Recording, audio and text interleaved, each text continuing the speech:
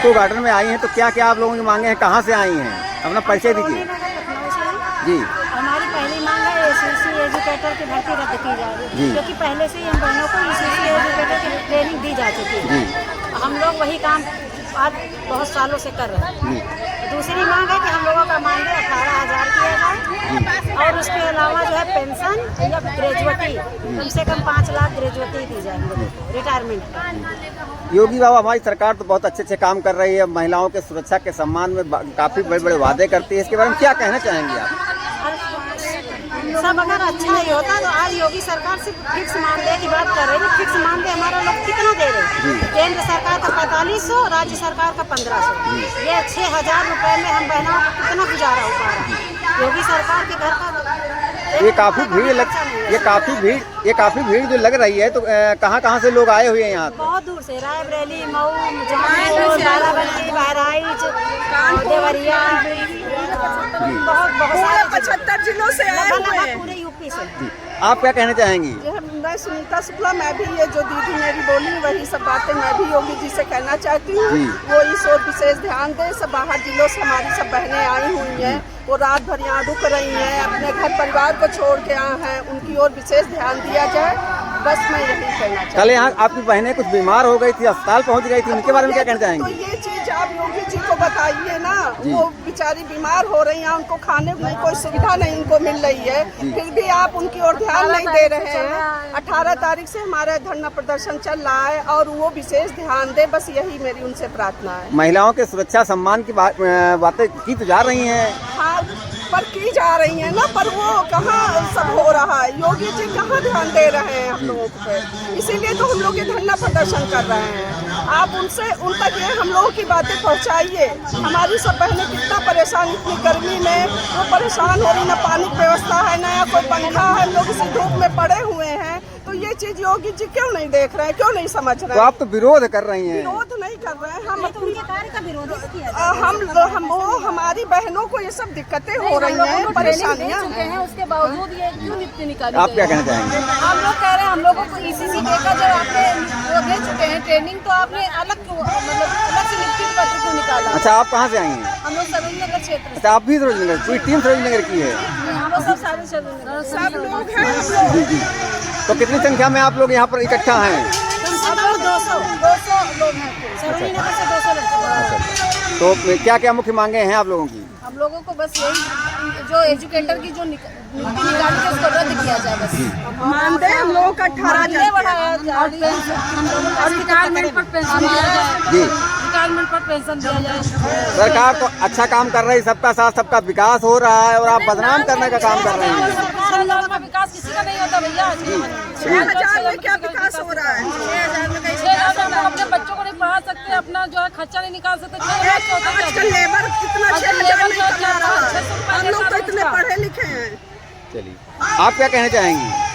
हमारा बस यही कहने का है, 6,000 रुपए में ही सारा विकास हो रहा है, तो सरकार भी आज लाखों रुपए की तनख्वाह क्यों दे रही? सबको 6,000 7,000 में पूरे प्रदेश का संचालन। महिलाओं का सम्मान तो चल ही रहा है। 6,000 में सम्मान हो रहा है महिलाओं का। 6,000 में कौन सा सम्मान है? सरकार ने 120 दिन के अंदर सर्वे करा के जो है सम्मानजनक मानदेय देने की बात की है। सशक्तिकरण योजना चल रही है, आपको पता ही नहीं है। वही दे रहे हैं, वही सरकार जो है 6,000 मानदेय दे रहा है, हम लोगों को सशक्त किए हुए 6,000 मानदेय में सशक्त किए सरकार हम लोगों को। जी, बातों से नहीं कहना सशक्त हो जाएंगे। ये लोग प्रमोशन वाली प्रक्रिया इसको लगातार जारी रखें। अभी पिछले साल किया तो एक लोगों का, फिर वो कम नहीं, इस साल फिर नहीं आ रहे हैं, तो प्रक्रिया ये जारी रखें। जिनका प्रमोशन होना है उनका प्रमोशन करें। जी, अगर मांगे आपकी पूरी नहीं होंगी तो क्या करेंगे? धरना जारी रखेंगे। कब तक धरना जारी रखेंगे? जब तक धरना जारी रहेगा, जब तक हमारी मांगें पूरी करें। जी, क्या कहना चाहेंगे आप?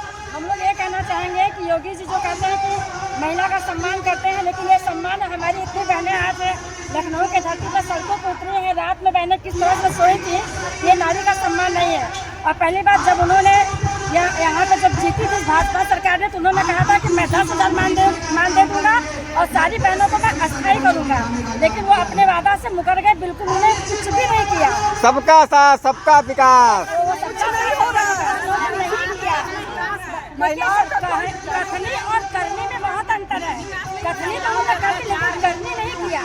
और अगली बार अगर ये आज तो हमारी बहनें गई हैं आज उनके साथ अपनी जो मांगे लेकर के कि एजुकेटर की भर्ती को बंद किया जाए, क्योंकि हम लोगों को यही करना था। तो हम लोगों को ईसीसी की ट्रेनिंग क्यों दिए हुए हैं? ईसीसी की ट्रेनिंग नहीं देना चाहिए था। हम लोगों को ईसीसी की ट्रेनिंग देने के बाद हमको अयोग्य घोषित कर रहे हैं कि हम एजुकेटर के योग्य नहीं है। तो पहली बात तो एजुकेटर की भर्ती को बंद करें, दूसरी बात हम लोगों को मानदेय 18,000 से कम न दें, तीसरी बात हमारी जो बहनें रिटायर हो रही है उनको 10 लाख पहले 10 लाख से कम पेंशन न दें और उनको हर महीने या तो 10,000 मानदेय दें, क्योंकि हम जब तक करने लायक है तब तक तो काम करेंगे। जब बूढ़े हो जाएंगे तो हम किसके ऊपर निर्भर होंगे? सरकार का सेवा करते करते हम ना घर के होंगे ना बेघर के होंगे।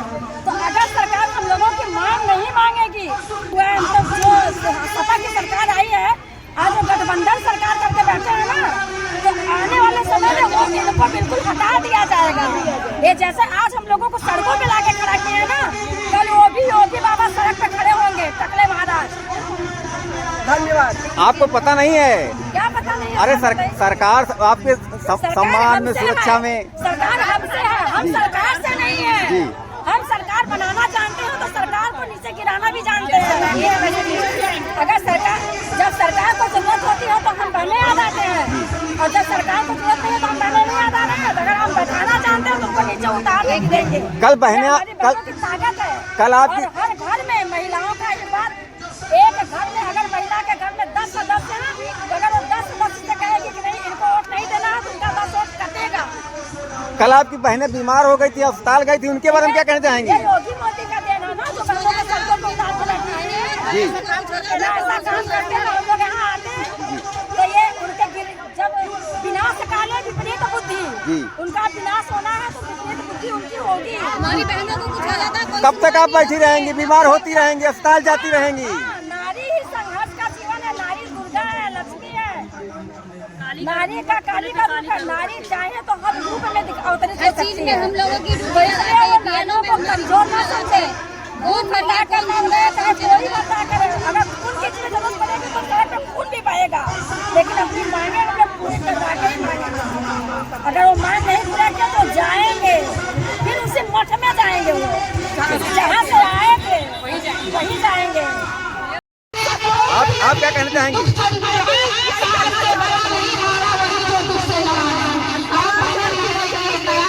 आपका क्या नाम, कहाँ से आई हैं? मेरा नाम विनीता पटेल है, मैं जिला बरेली से आई हूँ। जी, तो क्या क्या समस्याएं हैं आप लोग यहाँ आई हैं? हमारी समस्या सबसे पहली समस्या है ये एजुकेटर भर्ती सरकार ने निकाली है, इसे रद्द किया जाए। जी।